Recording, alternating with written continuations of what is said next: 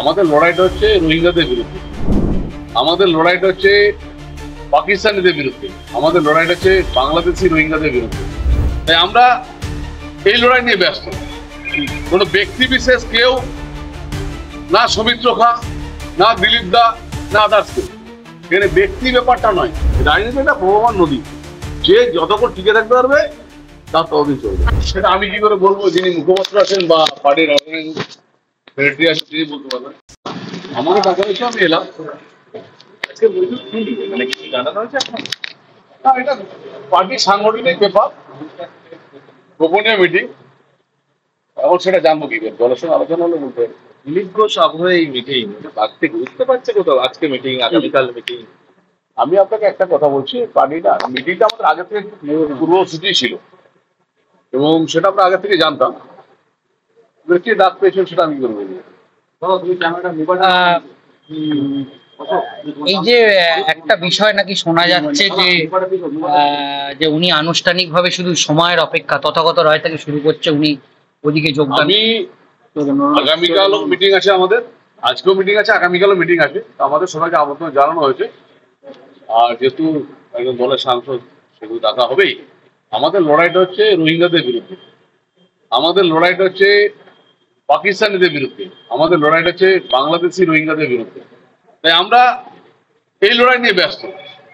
কোনো ব্যক্তি বিশেষ কেউ, না সৌমিত্র খা, না দিলীপ দা, না আদার্স কেউ, এখানে ব্যক্তি ব্যাপারটা নয়। ভারতীয় জনতা পার্টির সাংগঠনিক দল, ভারতীয় জনতা পার্টি প্রতীক পদ্মফুল আর নরেন্দ্র মোদীজিকে দেখে ভোট হয়। দেখা যাচ্ছিল যে দিলীপ ঘোষকে নিয়ে মন্তব্য করছিলেন, পার্টির তরফ থেকে কোনো বার্তা পেয়েছেন? একটা জিনিস হচ্ছে যে একটা মানুষকে বারবার জড়িয়ে লাভ আছে। রাজনীতিকে অনেক সময় চলতে গেলে কখনো ভুল হয়, কখনো ঠিক হয়।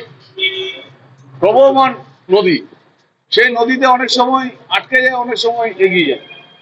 রাজনীতি আজকে যেটা ভুল কালকে সেটা ঠিক, কালকে যেটা ঠিক আজকে সেটা ভুল। এটা চলতে থাকে, এটা চলতে থাকে।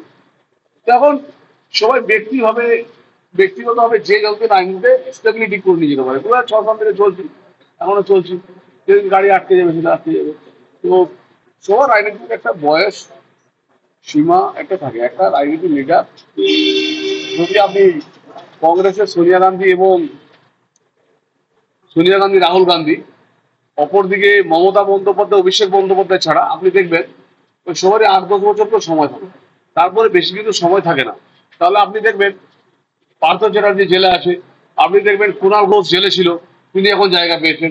তো এটা রাজনৈতিক চেয়ারটা এটা চলতে থাকে, সবাই এক জায়গায় একইভাবে স্থায়ীভাবে থাকে না।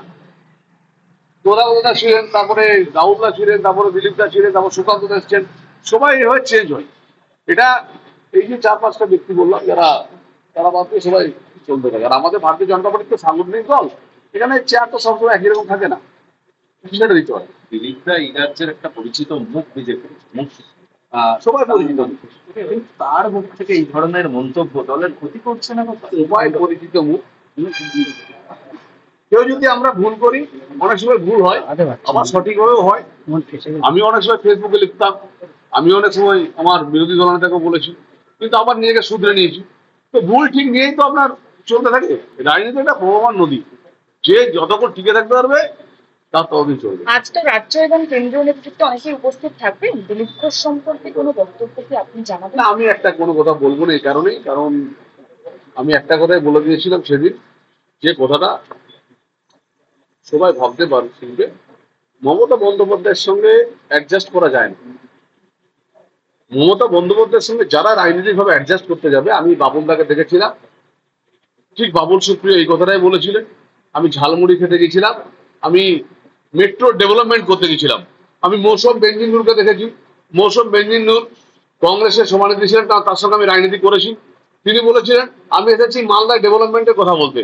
ঠিক সেইভাবেই আমি নিজেও যখন তৃণমূল কংগ্রেস ছেড়েছিলাম, আমি লিখেছিলাম oiling is the best policy in politics, অভিষেকের সঙ্গে মিটিং করার পর।